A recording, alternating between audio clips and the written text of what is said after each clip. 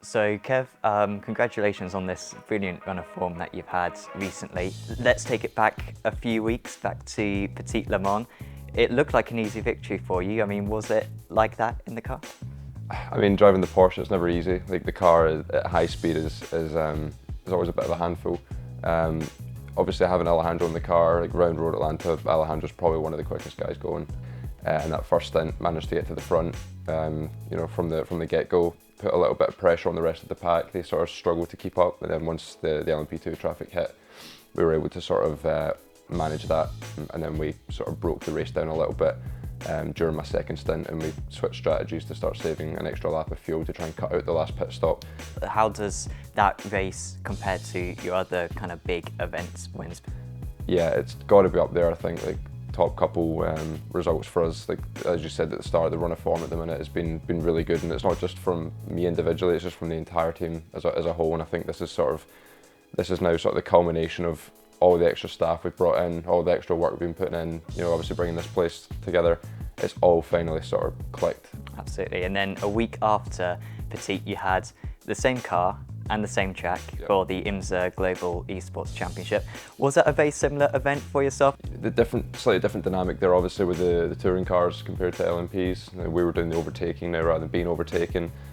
It tested my patience in my stint. At the end there, it was really grim. The TCRs, I just kept catching them at the wrong points, but you know, again, some of the Petite Le Mans, I had the gap to work with. We could just sort of take our time and manage the risk, and I think we only lost about a second overall in that final stint. And early on in the race, we saw an overtake from Alejandro to take the lead past Urano. It seemed like a little bit of a close one. What was going through your head when you saw him go for that one? I was surprised to see him go for it, to be honest. I didn't think he actually meant it. Yeah, like obviously I saw the TCRs coming up and we thought, you know, we're going to have to try and use them as a bit of a pick.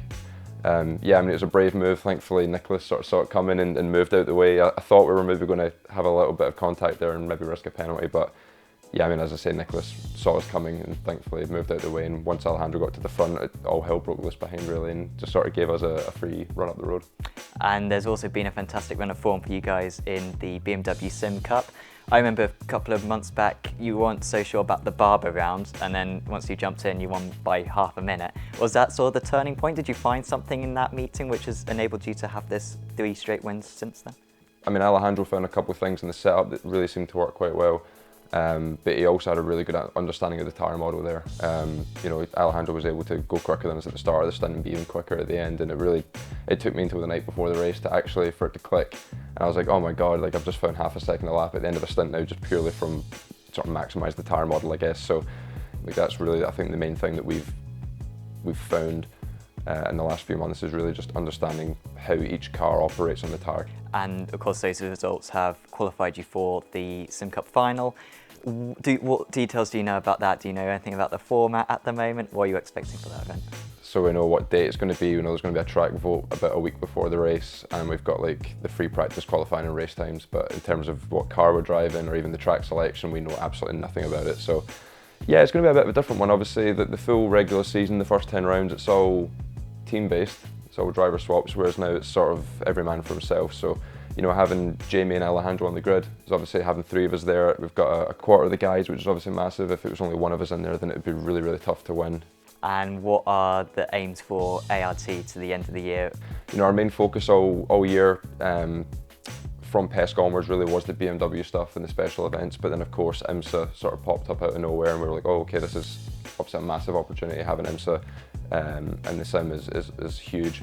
So we've got the BMW Sim Cup final, we've got IMSA, we've got the Rocket British F4 Championship as well, which of course Pete and Jamie, Luke and Stan are also racing in as well. Pete's finishing off contenders as well, so making sure that him and Matthias can get into PESC next year, and that takes us up to 6 members and gets us kind of back to full strength again. I think that's going to be the key for the rest of the year.